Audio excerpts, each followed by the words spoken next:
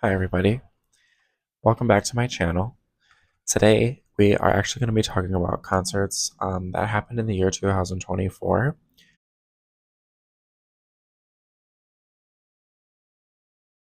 And they're just going to be concerts that I went to in my experience. And I just want to talk a little bit about like concert culture, festival culture, um, kind of like patterns with going to concerts and things like that. I grew up and became like a very heavy concert junkie. And they're like one of my favorite things in the world. They feel like my happy place, and I just love them. But over the years, I have definitely learned to scale things back in areas where they should be and kind of have a more go with the flow kind of approach when it comes to them, just because it really enhances the experience, I would say, like almost if you go in blindly knowing nothing. But we can get into it a little bit. And I promise I'm going to finish my video diary series for those who have been following and watching along to that. This video is going to kind of have a similar style. I just want to simply talk about the shows I went to this year and kind of whatever comes out of me. And like, I guess like unpopular opinions when it comes to like the world of shows. Um, but yeah, so I've never done a video like this, but over the past few years, I like have learned to have like different habits within my shows. So like specifically for 2024, um I knew I wanted to scale back a little bit on how many I went to and really only focused on the specific shows that like I really wanted to see or really wanted to be a part of, because throughout the years I've really felt that I've seen all of the artists, like all of my personal greats that I had wanted to see. And then I started entering an era where like I was just repeating seeing the same artists that I've grown to love. And like I've said, I've been a concert junkie. Not my not always does it come with like my best moments, but yeah, I don't know. Like again, they're my happy place. And a lot of other things are my happy places too. And shows, while they are not forever, I understand this, there are other experiences that also aren't forever. And so, like, for me growing up, it's been a thing where, like, I really have to weigh out which experience sometimes I want a little bit more. And it's hard when you had a year like this year where there was just an influx of shows. Everybody was finally back full throttle, even now. Um, and I feel like shows are almost being like mass marketed to like ensure that you get them ahead of time, or like like it's known that a show might sell out just based on like resellers. And I don't know, it just sucks. There's a lot to talk about. This year I really like felt like I focused on seeing everybody that I just wanted to really see. um some years I feel like are so special with like the roster of people that I get to see. Um, like last year's roster was so beautiful, so magical, but so was this year's, and like I always look to expect the unexpected when it comes to, you know, my experiences. So let's just talk about the shows I did go to this year. It was a very intimate set. Um, and every year I do make a playlist of kind of like the set lists of the year. And what I will do, and this year I kind of did it differently. I made a concerts of the year playlist, and this video is not focused on it at all. Um, but it helped me have a guide to see like it come to life. Like I started the playlist at the beginning of the year, and I didn't go to a lot of shows. So like there was a period of time where it was just 3 songs on that playlist. So of course, I wasn't listening to it, but it was nice to have almost like a placeholder for me to go back to and like visualize and see. And again, like this channel is all about like music and our connection to memories essentially through music. And I saved what I would do on this playlist is put out the set list that the tour was having for the most part. And this is like a generalized set list because you can look them up, but I feel like an artist will change a thing or two here for every show. Just so like each date is a little bit special, but for the most part, every set list is what it is. It's what the band will practice, the artist will practice. One sec. I have tea today.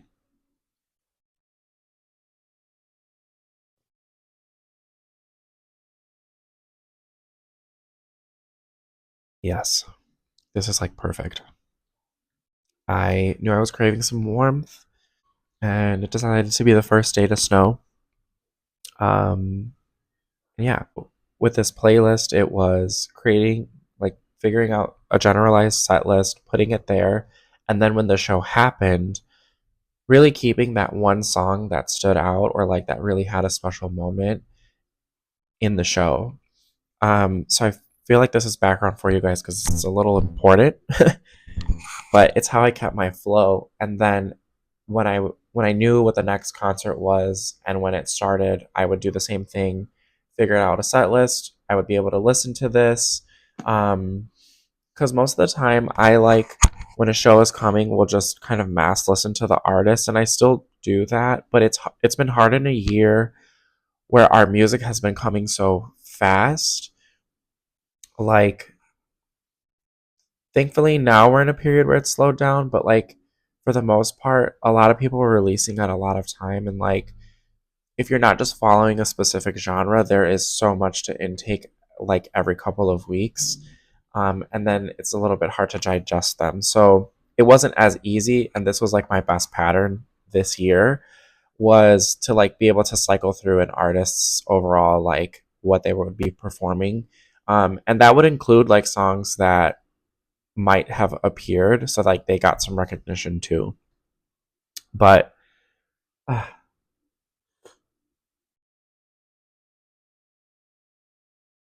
probably a mouthful, y'all. We're not looking to hear. Um, but yeah, let's just go into some of these shows. In February, on my birthday, was the very first show of this year.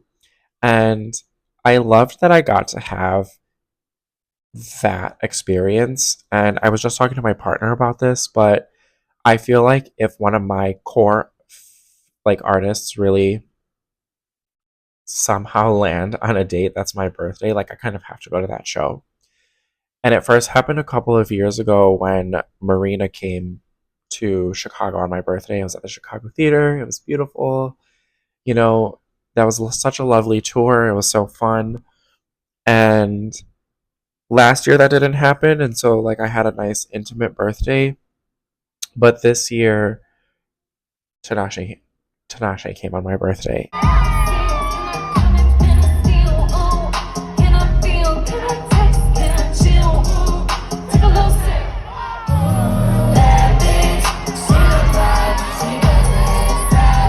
And even though Tinashe has been like a very recent artist that popped up for me within like the last 5 years or so, I still love her enough, respect her as an artist, and like really have grown to love a lot of her music.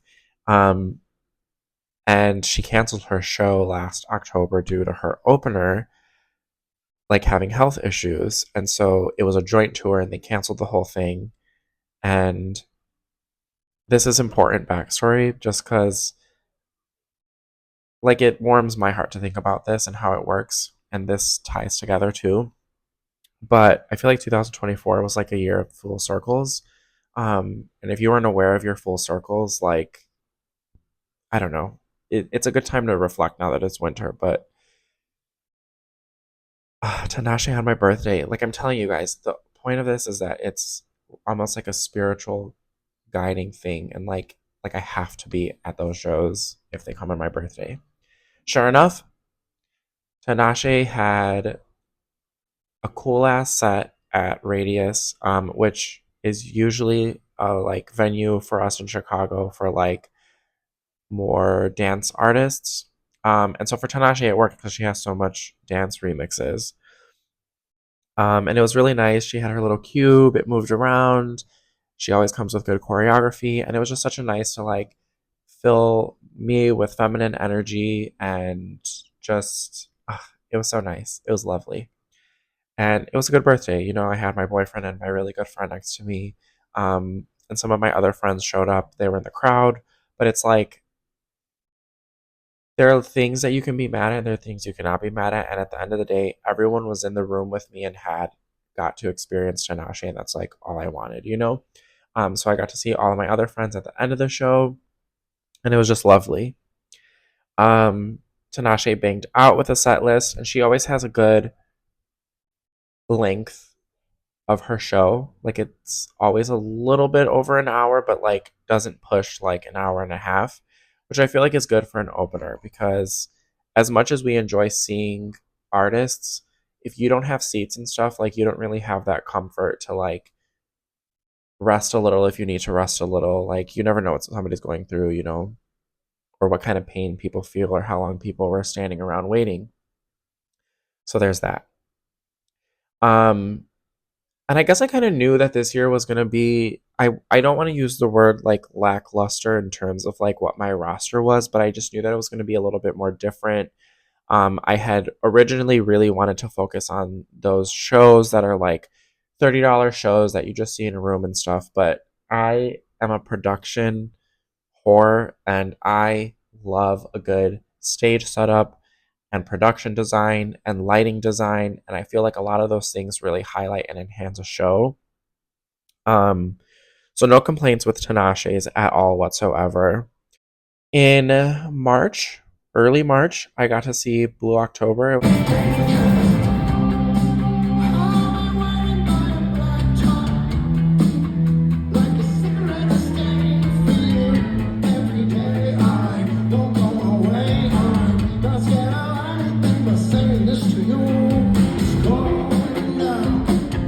You know, I got to go with a really good friend of mine, and it was cool because it was like we got to knock this off of our bucket list.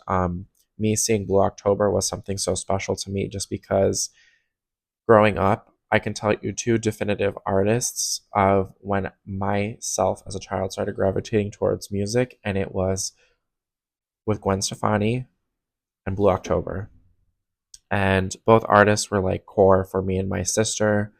We would dance to these albums, we would just listen to them, and our mom showed us both.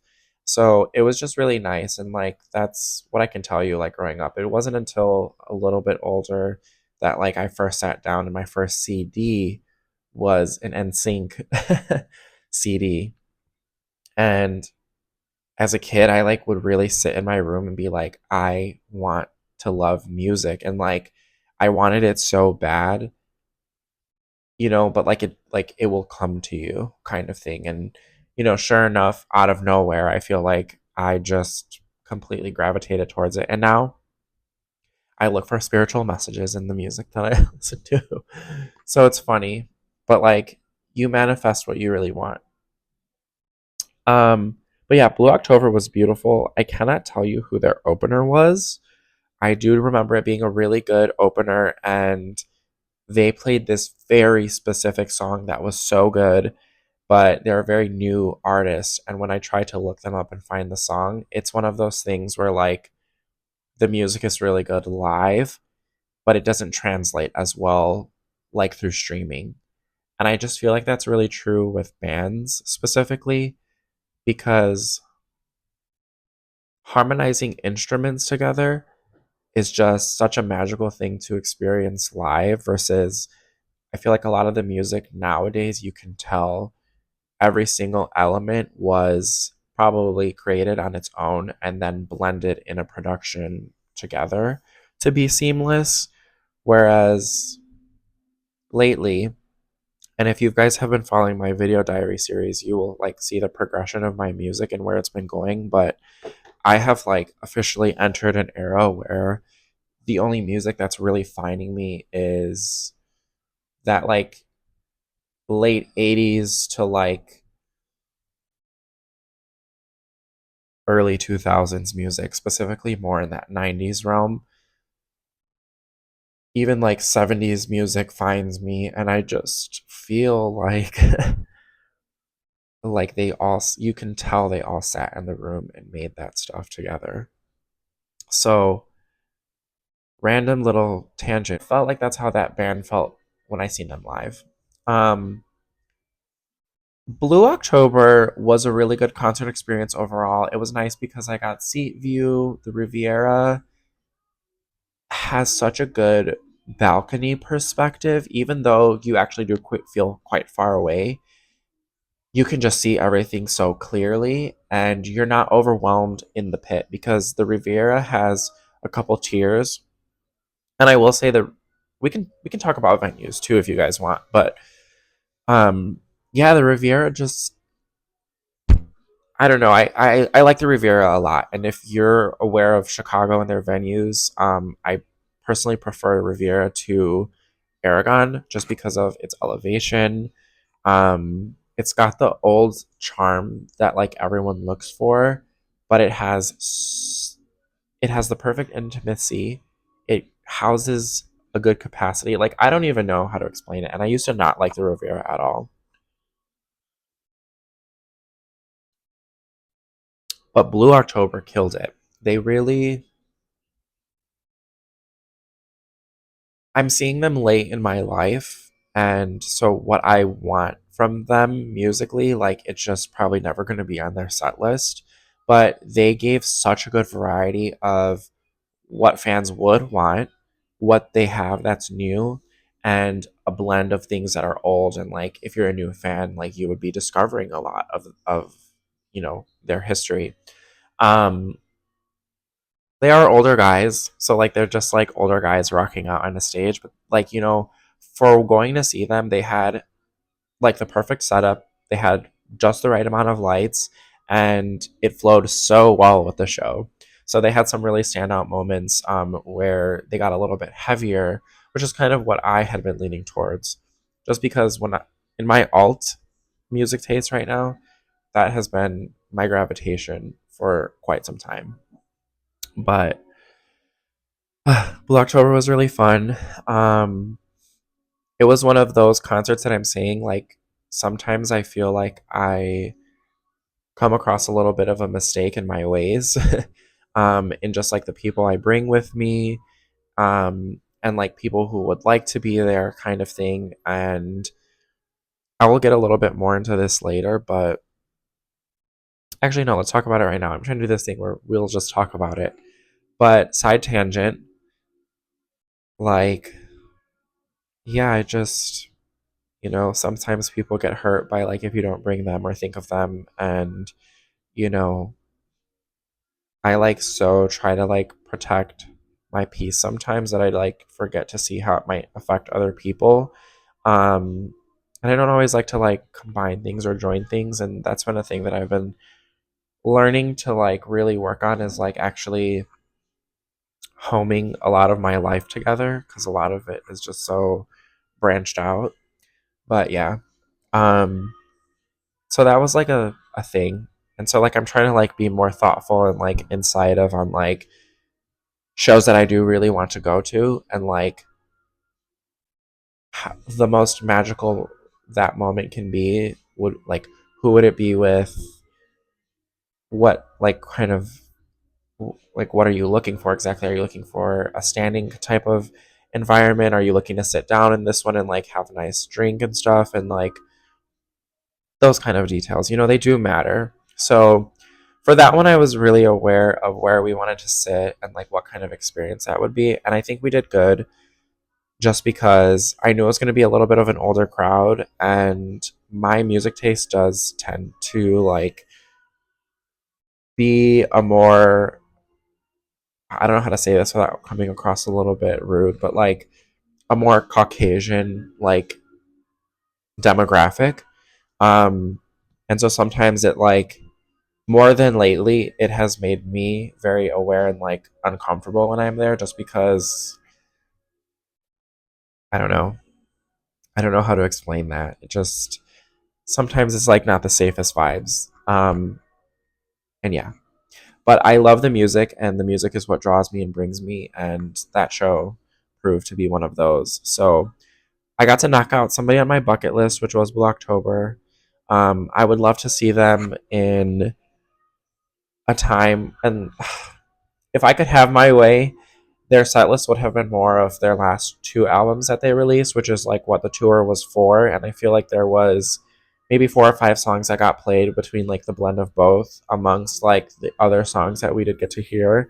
Again, it was a good span of their discography, but sometimes I'm like, the tour is around this album, so like I really wish the like for the band to like actually be slightly selfish in playing more of what that record is, because whether people go to your show or not to see you for your old stuff or your hits, the fans want the brunt of the new stuff. And I feel like putting your intimate fan base forward that are going to be the fans that come to every show that you see would want the new material with like a third of your set list should be the sprinkle of your discography and your hits, and like the 2/3 of it should be your new material that you're excited to be playing that you haven't played before. And I think I would have we still got a really beautiful show, but I think it, for me selfishly, I would have liked more of the new material. And this is coming from a person who has followed Blue October throughout their discography. Um, and gone back to dabble into their older stuff. And, I'm talking about like my very first musical influence. But yeah, so it's interesting. The other artists we got to see, and I got lucky this year twice. And a couple years ago, I kind of put out that like I would never go pay to see Bad Bunny just because he's not an artist for me like that. But he is a fun artist to hear like in the summertime when you're with your friends, kind of thing. And my boyfriend absolutely adores him. And we got lucky enough. Somebody, gifted him free tickets.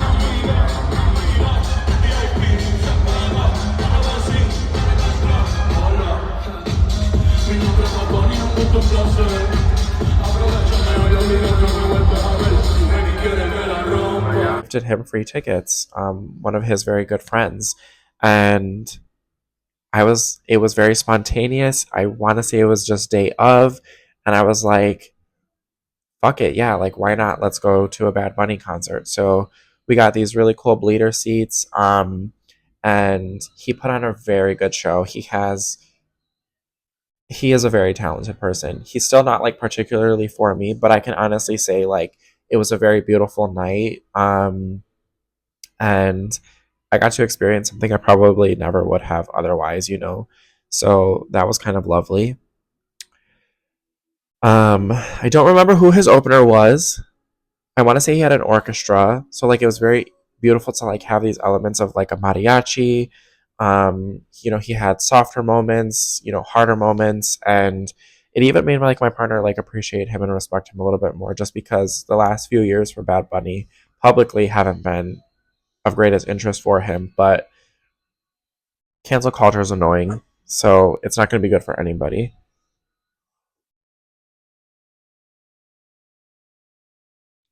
The next artist I got to see, I believe, was in April.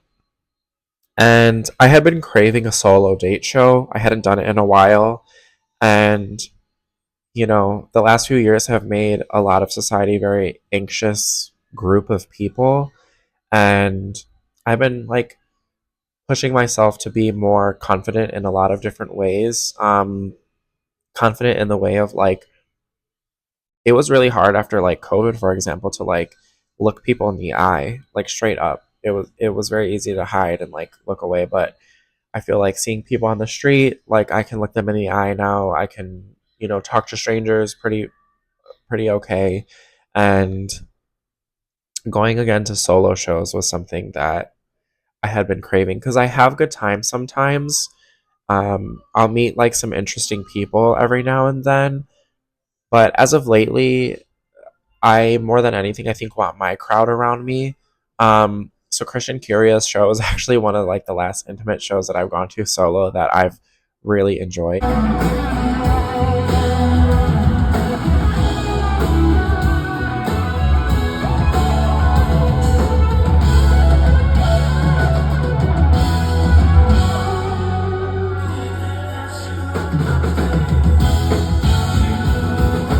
And it was just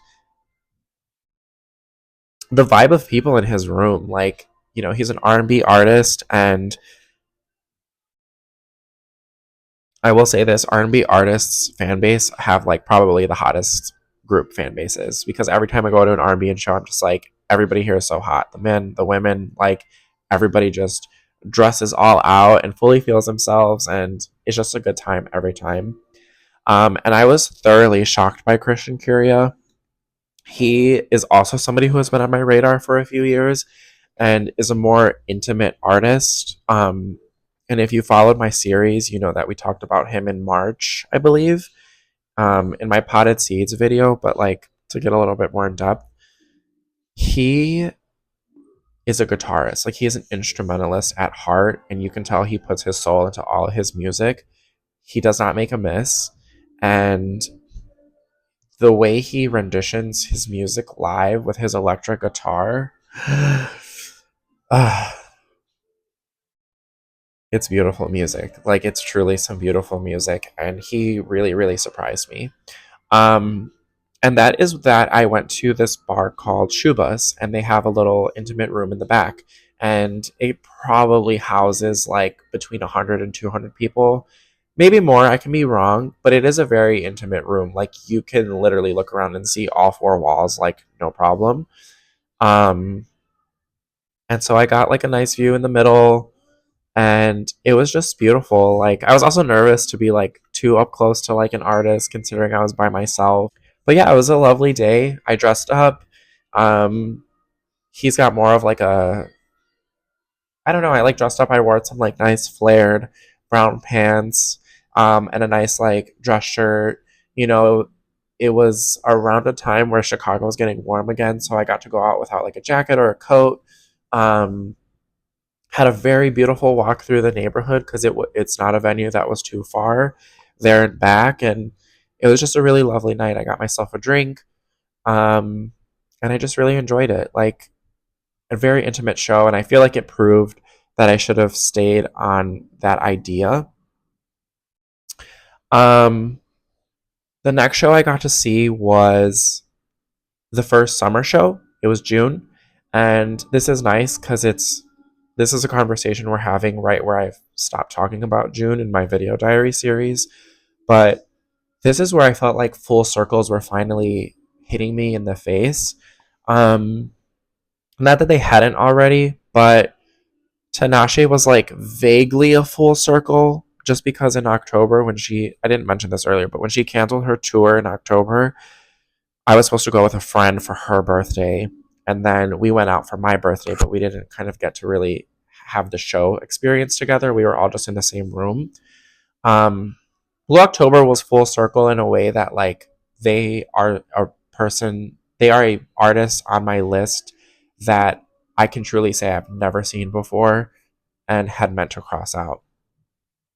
Bad Bunny was full circle in a way because it was something I said years ago, and it like came into full fruition at this point, and it was like completely unexpected. It was just like wishful thinking.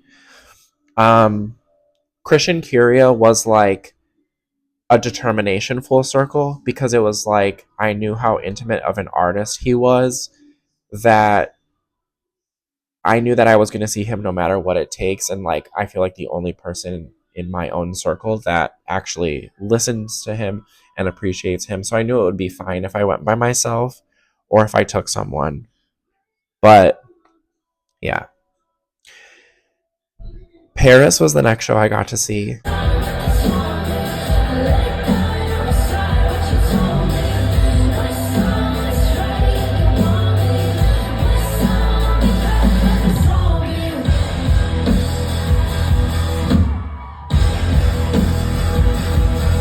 So from April to June, it was a couple of months, and I will say it was a nice breather because we'll get into this a little bit later, but it was a nice breather to have that.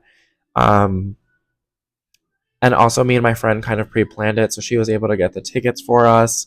And Paris is kind of our thing, and she introduced me to them years ago, and I really came on during their third album, and it was just so much fun. Like, and then this is what I'm saying. I will stand for my lesbians, and Miss Lynn is one of them. Um, and it was nice. So it felt full circle because we went years ago, and it was actually kind of a tough concert for all of us. Like, we went as a group, and you know, we were really far in the back, and it was just a little bit hard to pay attention. Um, and so for this show, I actually felt a little bit confident when we went, and we did get there a little bit late because we want to catch up. As I was saying with this Paris concert, um, yeah, in the last time we went to that show, it wasn't the greatest experience for all of us, to put it the least. So then this show got announced. And Paris, they didn't put out an album or anything, but for some reason they decided to tour again. Um, Lynn was putting out like a couple of singles with like that they were like featured on, and then she came out with Oil and Water, and then they did a little EP thing. So I feel like they went in support of that. But it was really nice because they also had such a good variety of a set list that wasn't anything specific. So it was nice to go and hear like this roster of songs from Paris's discography. Um, and when we got there, it was funny because we ended up like finding the same view we had had the first time. And then I was just like, you know what? No, like, and I like took my friend, like pulled her through, and we ended up getting this really nice view. It was a little bit more towards the left side.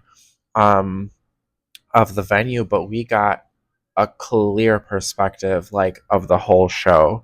And so it was really nice for us. And these other girls were there. And we got to talk to them a little bit. And so it was just really good vibes overall, very safe vibes. And we had such an enjoyable time at that show. I'm not even gonna lie.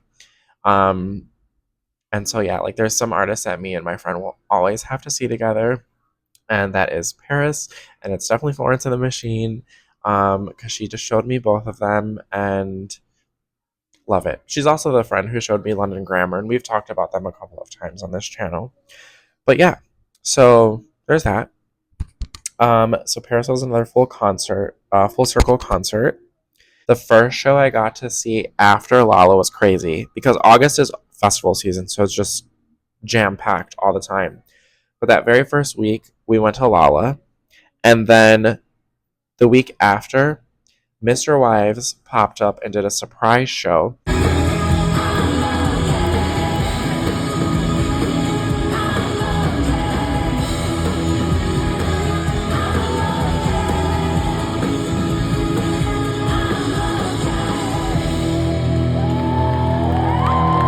And this was such a unique experience because they did it in the lot that Wrigley Field has, and they do it outside. It's not inside of Wrigley Field, it's outside, like in a lot. And it's really cool because they just like pull in like a van that like opens up and converts into a big stage, and then the field itself, like the lot, is almost, but it's almost like a triangle, and then it curves. So like your stage is here, but then that whole spread is the venue. So it was really cool. Um, and yeah, they had a good opener too. I don't remember who opened for them. Same thing with Paris. A lot of these people, like, I didn't pay attention to their openers this year, but there's a reason I'm talking about openers. So being a solo concert date, just because I couldn't really find anybody to go last minute with me. The concert tickets were like $20 or something like that because they were like part of a summer concert series. And the only reason I went was just because like Mr. Wives Nosebleeds has been such a also like a spiritual record for me in a lot of different ways. And this year continued to like sprinkle like moments of them, and I was like, I kind of think I have to go. And it was literally like 2 blocks from my house because I don't live too far. Um, and yeah, they put on such a good show. And it was interesting because it was the first show that they were coming back to, and they kind of even said themselves, like, they've been in the music industry a long time. And, like with a show like that, they didn't really know what to expect, but the crowd was fucking amazing, and we all danced for them, and it was beautiful. And I did get pretty close for that show too. I was on some rail activities, um, which, if you guys don't know rail activities is you'll do anything to get to that front, no matter what it takes. It doesn't matter what time you get there, it doesn't matter who you're with. Rail activities means fucking go for it and do it. Um, and yeah, so I was solo on rail activities. I had such a cute little concert outfit. Nobody complimented it. But it was on theme for Mr. Wives, and they put on a killer show, and I had a really good time. Um, that one did make me like miss like having somebody there, but I also never went to a Mr. Wives show by myself, so it was really fun. Um, and yeah, but I definitely feel like I had my fulfillment of Mr. Wives. They are probably one of my artists that I've seen the most. And I'm really sad because, again, I've mentioned this before, but they ended up announcing a Chicago tour date later, and it was at a time where we were going on vacation, so I wasn't even here. But it was their last show that they're going to be doing for, we don't know. So a little bit of a heartbreak, but I still got my fill, and it was such an intimate experience, even being outside, that I feel like nothing can take that away from me. No, when I tell you guys that August was stacked, it was Lala, Mr. Wives, like a week later. A couple days later was the Marias show. So let's talk about the Marias.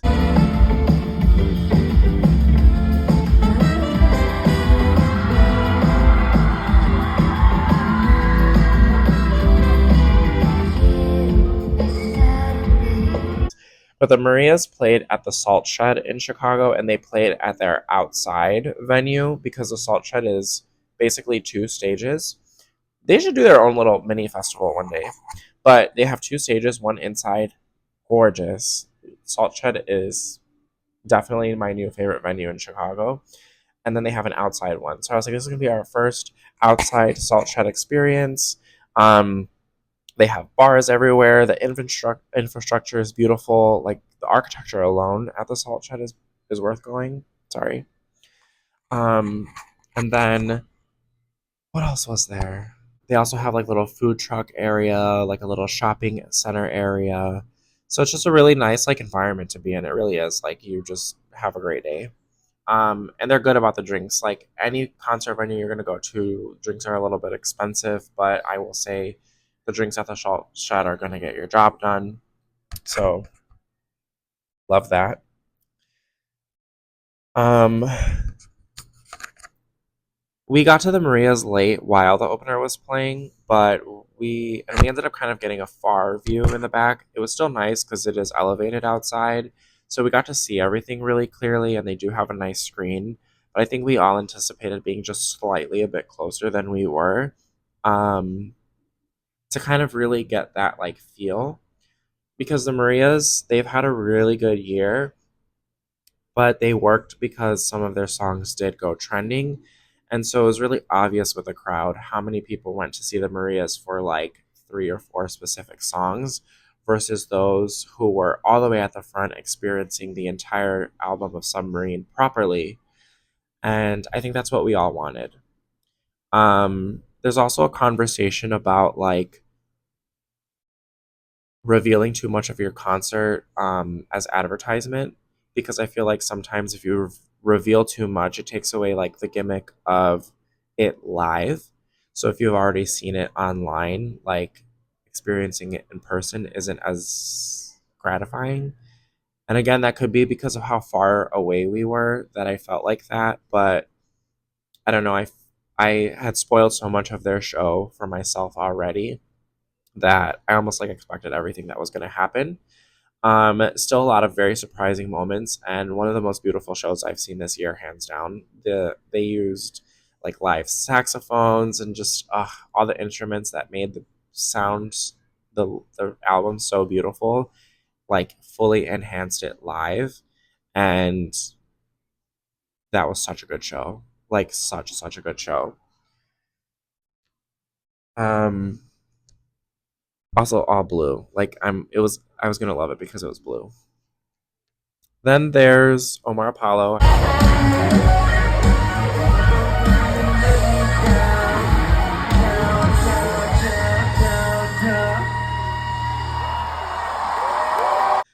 Omar Apollo was an artist that we almost were not going to go see, but I ended up getting tickets last minute. I just started to feel like Omar's our baby, and I've loved Omar since like for a long time. I always joke with people that like I've loved Omar before he was gay, like because none of that mattered to me. Mm, and now I just feel like everybody loves Omar because they know he's gay. So like everybody's always like, "That's my boyfriend," and it's like you can tell a lot of fans who don't also follow him for the art, but follow him for Evergreen or just because he's hot. Like, I don't know. It's different. So, like, and we've been in a lot of Omar, you know, experiences. So like I know the feeling of like his intimate shows and crowd and like the energy there versus a larger audience that is just kind of silently watching and waiting for something. So like we learned a lot with this show. We had a lot of fun. It was a nice spontaneous date night. Um, Kind of hadn't expected to go, so it was like a nice surprise for my boyfriend too. And we got a really nice view on the bleachers at Huntington Bank Pavilion. Another one of my favorite venues in the city. I just think if you have a Chicago summer concert planned, it has to be at Huntington. It's right by the water. It's on Northerly Island. You see the skyline. It's like a necessary. They have screens, so if you're far away, like you kind of see them. My only thing is, so the speakers from far away sound a little low, I guess. But I actually didn't have that experience with Omar this time. I don't know if maybe they did upgrade, but last summer I had felt like the sound wasn't really that great. But this year we seen him and I heard everything so clearly. It was beautiful. And Omar threw hands down like the most artistic show I've seen in a long time and out of this year. Like, and it wasn't until like some of the last few songs that we ran down and like try to get a closer view for him, but live young or whatever. But we definitely deserve to be like very close. Like out of all the shows that I got really close this year, like I probably could have sacrificed one or two to be able to see him much closer. And his voice live is just so beautiful, and he grows so much as an artist every time. And it's just like the storyline of his show and like how he used the simplicity of elements to like achieve this level of like grandeur. Like I don't know, I haven't seen it in such a long time, and I just appreciated it so much. Um, like what he did with the lights and air and wind and making like fabric look like water, like right behind him, and it was so beautiful. And I really wish that we could have experienced his show a lot closer. But being a fan and having been to so many of his shows, like I was just we were both just honestly grateful to be there and like even having that experience. And it was a beautiful, beautiful fall night. I would say like that's what we said was like our first fall day. Um but yeah, it was already end of August around then, and the last show that came up for me was oh wait, yeah, the last show in August that came up for me was Glass Animals.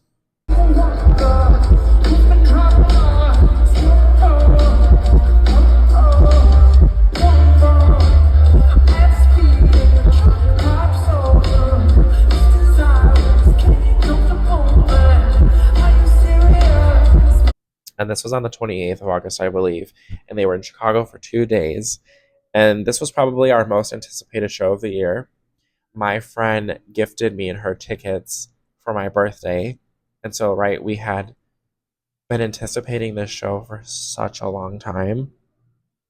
But we did get seats. And then last minute, my boyfriend decides to get his ticket, and he thought we got GA tickets. So he got himself a pit ticket. And I was like, there's no way, like, we're not going to see this show in the pit with you. Like, there's no way you're going to get to see them much closer than we are, kind of thing. Um, and like they had put out their album, it was so good, it was very creative, and the tour was space themed. Like, and if anyone knows me, like I love me anything that has to do with space or sci-fi. So this just completely ate it up. What ended up happening was we're gonna go. All week I had been calling. I was like, "Is there a way for us to upgrade our tickets?" Um, since my friend got us the tickets, I was like, I'm gonna get us the upgrades. And I was calling box office. They're like, yeah, they can do that for you day of. But I guess it's like show specific. Some shows don't do this. So we get their day of and we get inside and I like go to the, little box people because they told me like where they were for upgrades. And it's a little stand, like it looks like a little hot dog stand almost. And I'm just like, I really want to upgrade my ticket for the GA. And they're like, well, the GA is actually sold out. Um, and this show's not offering upgrades. And I was like, are you kidding me? So then I go outside to the actual physical box office and I ask how much their GA pit tickets were. And they were retailing for like 150, 200 something for both tickets that day. And I was like, this sucks. So what I ended up doing was just going and getting I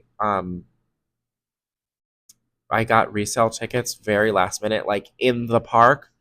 And I had to go through security twice, but I ended up getting me and my friend tickets, resale tickets for the GA pit, and we did end up getting to have this experience. Kevin Abstract was their opener, and he did amazing. He completely took his set and made it his own. I've never experienced an opener like this, and he got to be like directly right in front of us. Um, and we all got to dance with him to his music. And I've never heard of him. He is a bit more of a rapper, but it was really nice to be in this crowd where we're all just enjoying his energy. And like, I didn't take my phone out, I didn't record. Like, some of these shows have been so valuable to me that like I intentionally don't post them on social media until I want to. Um, you know what I'm saying? Like, it's all about living in the moment and like really taking in those moments that you get because you only have it in that moment and it goes by like this.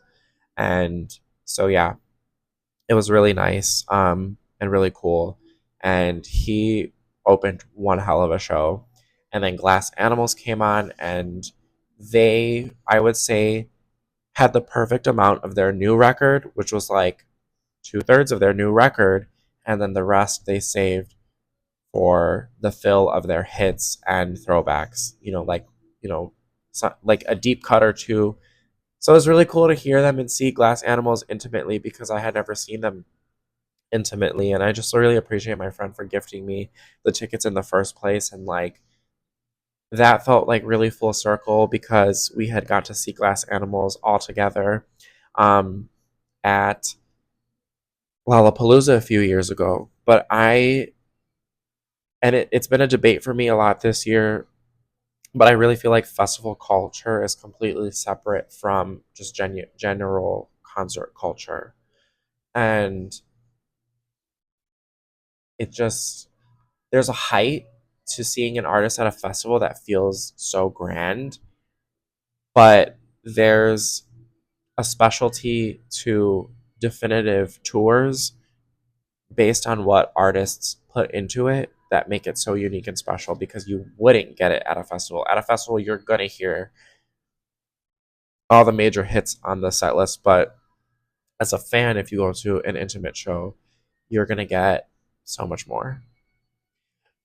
It's kind of what I think. Um, then we get into the fall, and I really let shows die down for me the rest of this year just because I feel like I start to feel like a burnout at some point. Shows are one, a big finance. You're never just paying for a show. You have to think about transportation. You have to think about um, you just have to think about a lot. You're going to get drinks, you're going to get food either before or after, you're going to get some kind of snack. Like some places offer like popcorn, things like that. Um, and yeah, so I really wanted to relax afterwards. There were a few essential shows for me this year, and they all happened to be in fall. And so I feel like this was partly why, like, in this first half of fall, I went through a really tough time because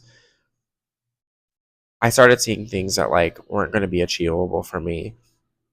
Um, Two of those shows specifically being Charlie and Troy's Sweat Tour and Billie Eilish's tour.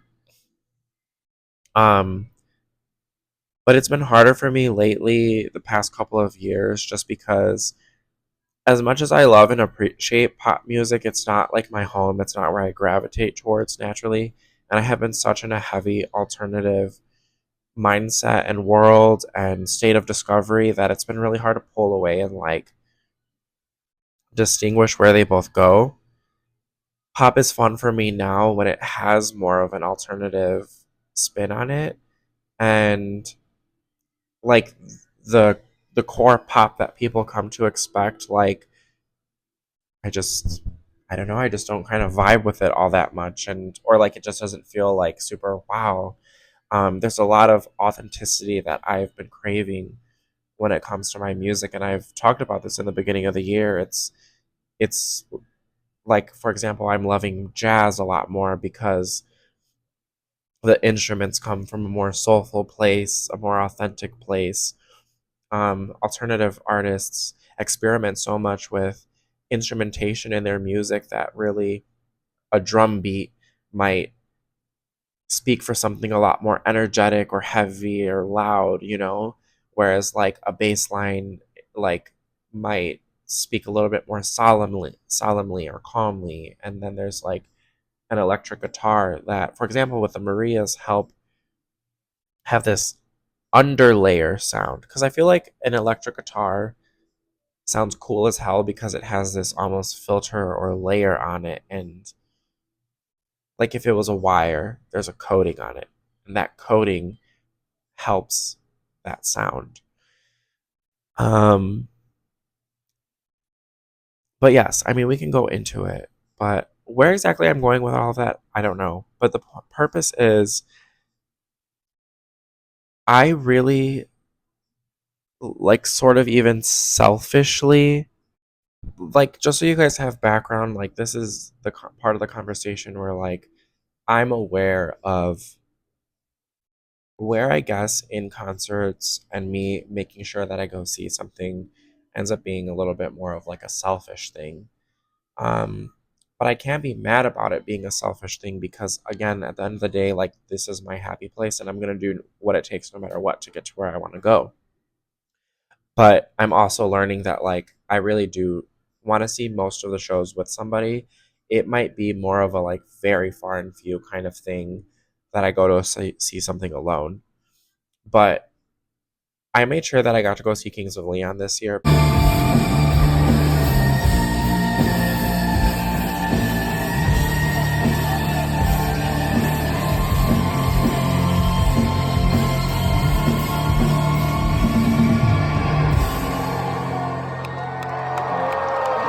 Like Blue October, they are one of those core artists that I just have not gotten around to seeing.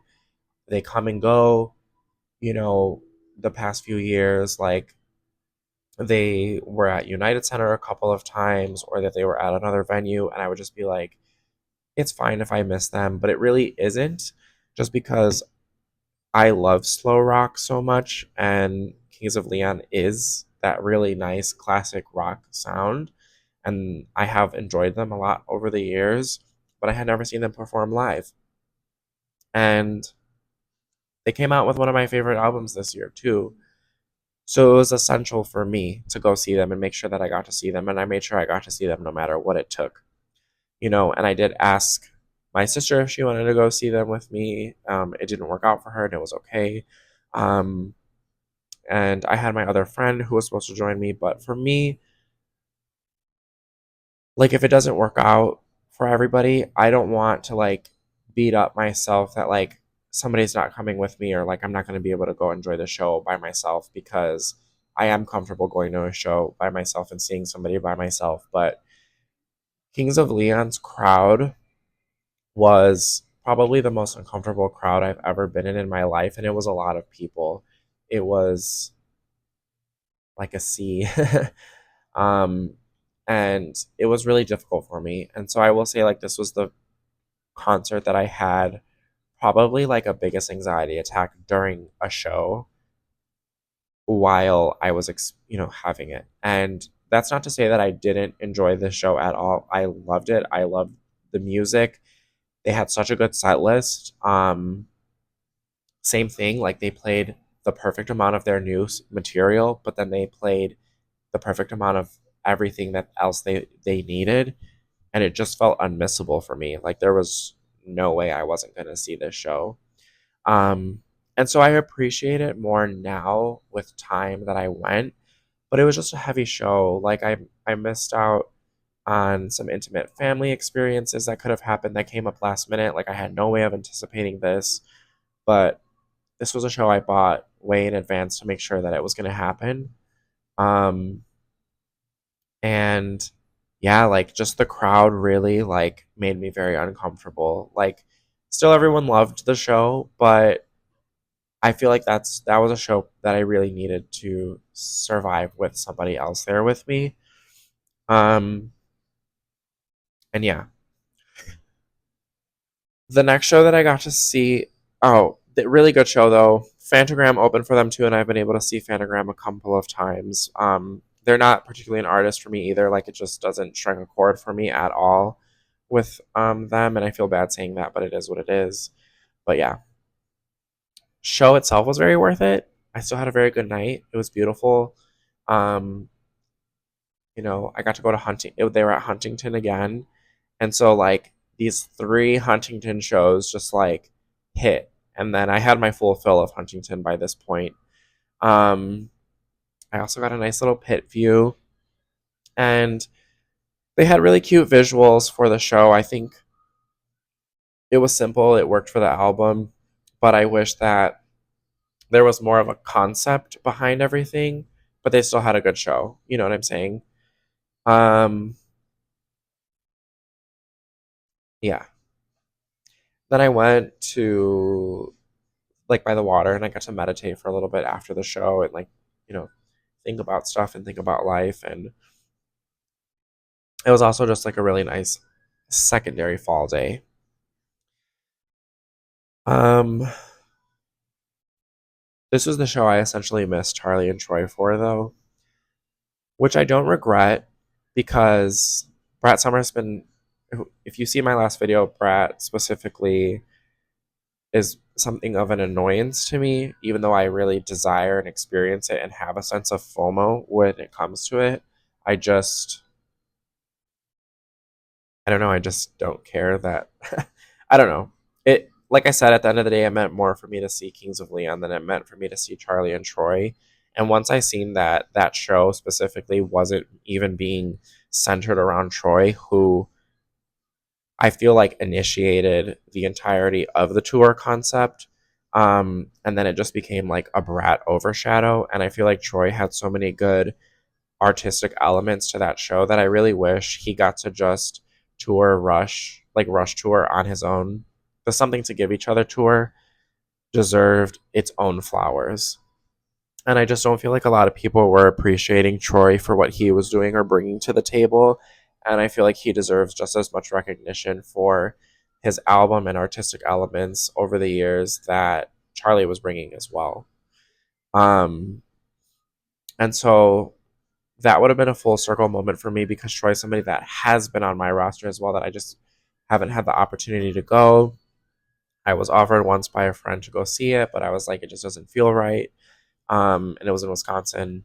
And then the other time he came was at the Chicago Theater, and the Chicago Theater will always be a little bit more expensive of a venue just because of the name. And I just felt like it wasn't like cost effective.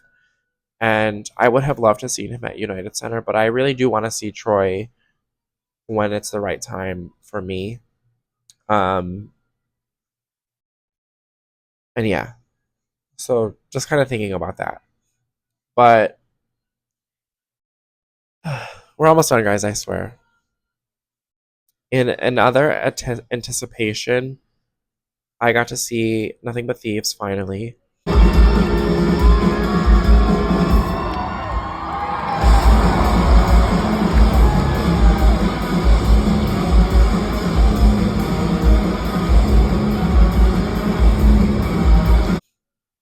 If you guys have been on this channel, we have talked about the Thieves great many times, and I have been very overexcited to see them live.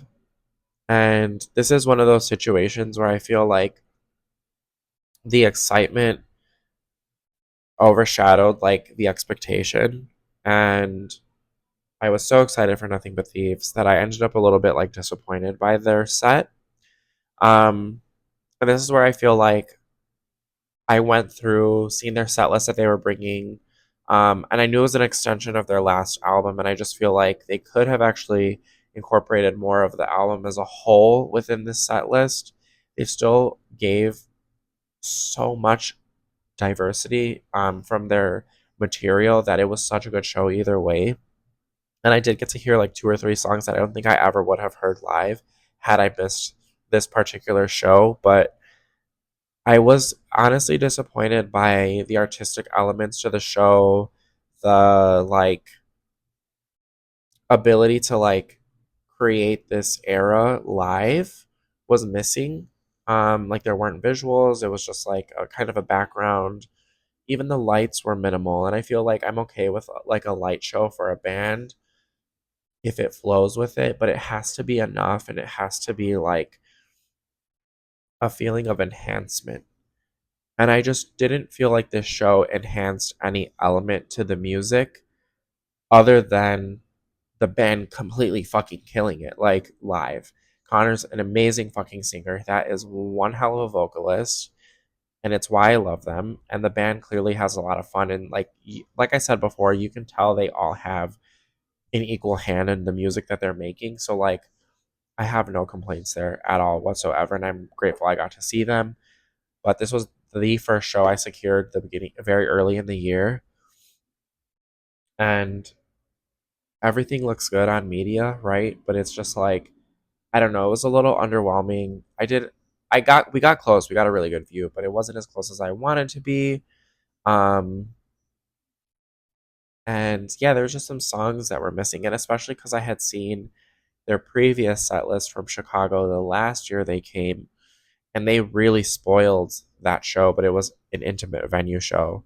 And I just didn't go because like the tickets for resale were like $400. And I'm like, seeing like them for, but like sometimes you just have to know when you have to bite the bullet on something. And I missed my opportunity.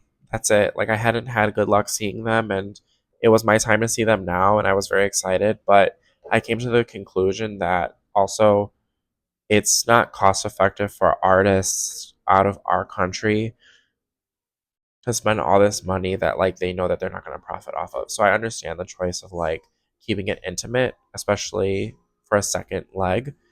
But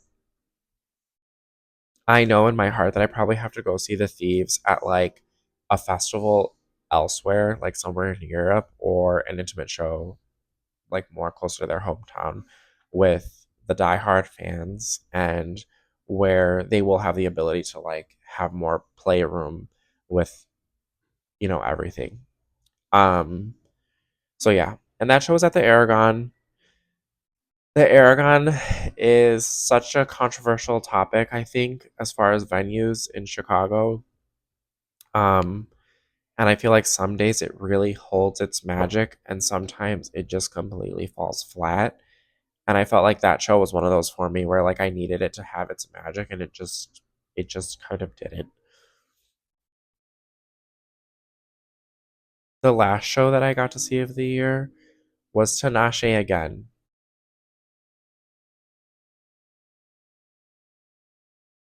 And Tinashe was really full circle because um and this is like the thing that started all full circles to begin with.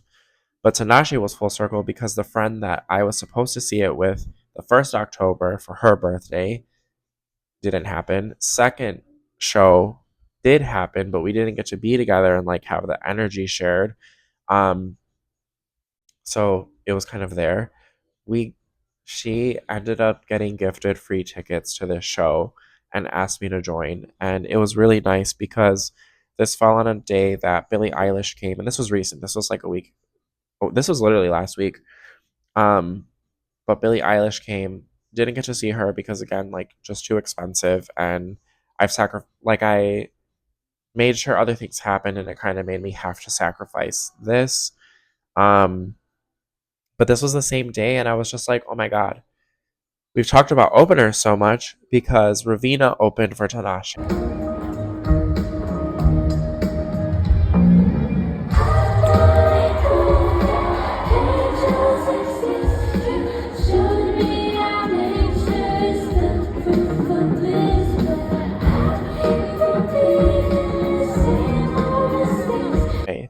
And Ravina didn't do a tour for her album that she came out with this year. Um, I'm not sure if she will. Like maybe it's a possibility next year or something. But I was like, man, like I really thought we were going to Billy, and I was like a little bummed that we wouldn't get to see Ravina plus Tanashi. Like that's a combo. Like you guys have no idea, but that's a combo. And it just worked out. Like the universe made this kind of day happen. I don't know if it was like shared manifestation or just truly like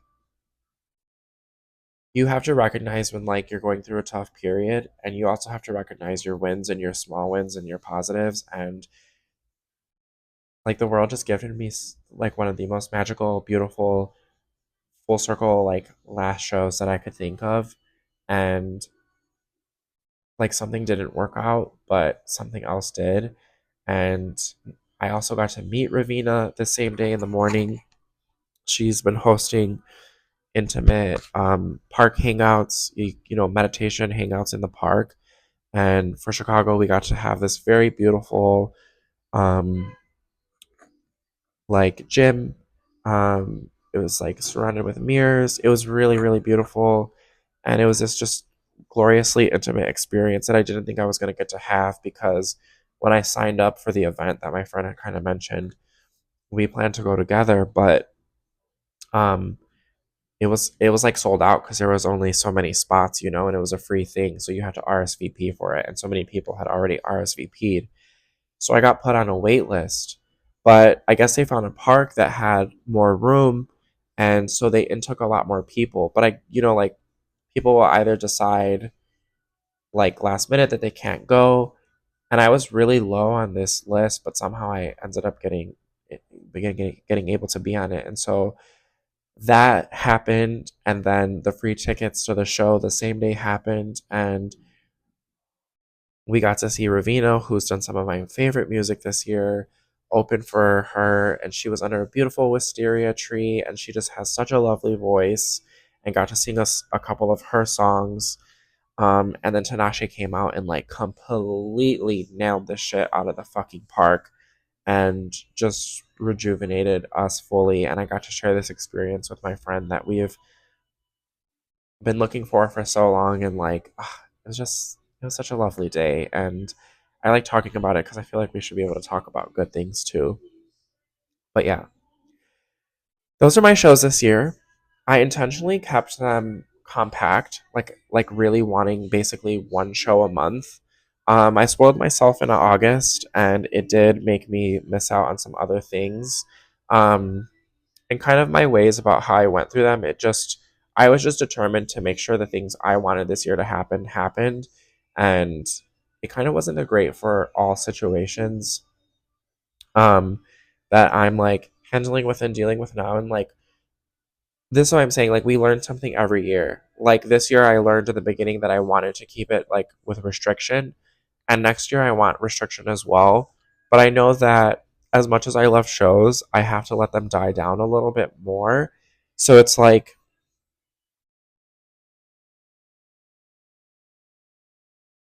I've seen 12 shows overall this year, not including like festival stuff. And I kind of would want to keep it that way, like making sure it's at least one a month or like one every. It's just hard because like so many artists come and like now we're having people revive. Like Linkin Park and My Chemical Romance decided to announce for next year, and I'm like, how do I not go see them? But I really want to be patient and just make what happens that I want happen as it comes. And if it doesn't happen, not beat myself up so much around it. But, really making those moments that do happen as magical as possible. Um, and it might be more intimate now because I'm slowly like letting this concert junkie of me like not dissipate. He's always going to be there, but I know how to like look at a show and like know what to expect. And um like I've gotten to a place where I can usually guess when somebody's going to start, how long an intermission is going to be from the opener to the next person, how long that show might be, when a venue usually cuts out, if there's going to be an encore or not. I can usually tell right away. And it's just like there's so many things that I've gotten so aware on that like some of the elements of why shows become exciting have lessened for me. The fact that like sometimes I can have like a harder time mentally while a show is happening. Like I don't really like that. Like I like to be fully immersed in the show and fully excited, and I want to feel that all the time. And I can't help but see or recognize where my like patterns when it comes to seeing shows and like overstimulating myself can like desensitize them essentially. So I want to like trek away a little bit, um so that I can actually really be immersed when it comes. And that means a lot of things. That means like I don't want to look up set lists anymore. I just want to go and be surprised. um if an album for an artist is really good and they're specifically going on tour for that, like I want to make sure that I make it happen for that album if I love that album in full, because there's chances you may never get to hear those songs again. Like they are only present in that moment. So that's something. Um, Also, like being very aware of concert culture, and I'm getting a little bit older, so as much as I love rail activities and want to be there all the time, if I feel in my heart that I can be elsewhere to enjoy the production fully and the show itself all around, because artistically, that is what matters. It's it's every single element cohesively working in conjunction, because there's a lot of people that make a show happen aside from the singer and the band members. You have the background stage members setting up the instruments, tuning, making sure the wires are correct, making sure everything's plugged in. You have the light people who are making sure everything happens on cue, and that's live. It's not pre-programmed, it's live, like they're doing it as it happens. um Same thing with the sound, making sure the sound's good. So yeah, I mean, like most people watching this would know that, but yeah, like I don't know, it's a lot. Um, some things I want to say is with concert culture, it's like just have respect for everybody. You are going to be touching people. Some crowds end up being tighter. Sometimes some crowds are a little bit looser. I like shows where everybody gives each other enough room to like sway around a little bit, dance a little bit in their own little bubble, or with their friends. Don't get offended at people if they bump into you. Like, it happens. Crowds shuffle around naturally. Um, I do think if you're at a more intimate show and people have gotten there, it's a little bit rude to kind of like cut through. But people are meeting up with their friends, like things happen, and it's all about like taking it in and being in the moment, and also giving as much of yourself back to the artist as they're giving to you, because it takes a lot out of a person to be entertaining for a mass amount of people. And they're taking all of our energies, no matter what kind of day we had, whether we were coming from a shitty day, whether we got stuck late in traffic. Like, it's important that we give back to the artist as much as possible in our energy, in singing their songs, streaming for them. So it's like, if you're going to show and you're not really a fan of an artist, you should be there to intake their art fully and be like, wow, I'm so immersed and impressed, versus you're there taking someone's spot who could really deserve to be there as a fan. Um, Kind of thing. I don't know. Maybe a controversial opinion, but yeah, I feel like there's a lot of like things that have changed in shows over the years, and every crowd that I have been in has always been different, and I don't ever expect every crowd to be the same, but I do think that like just being kind to each other, we're all seeing an artist in the same space that we love, that is ground enough that we have commonality in that moment, and just give back to your artist as much love as they're giving to you, because it's not an easy job. And yeah, but those are my shows of this year, guys. I love my intimate little roster that I had this year. It wasn't like it topped off all rosters I've ever had, and through these shows I've learned a lot. And um I also love who I was able to see, like, honestly. So let me know what you guys think. I know this is a little bit of a different video, but it is something that's been poking at my brain, and I'm glad that I was able to have this conversation with you guys. So if you like content that is really related around music, music that gets released throughout the month, things about shows, and just conversations about that, I'd love to have you in this channel with me when I make my appearances. But yeah, thank you guys for staying and listening, and we'll talk next time.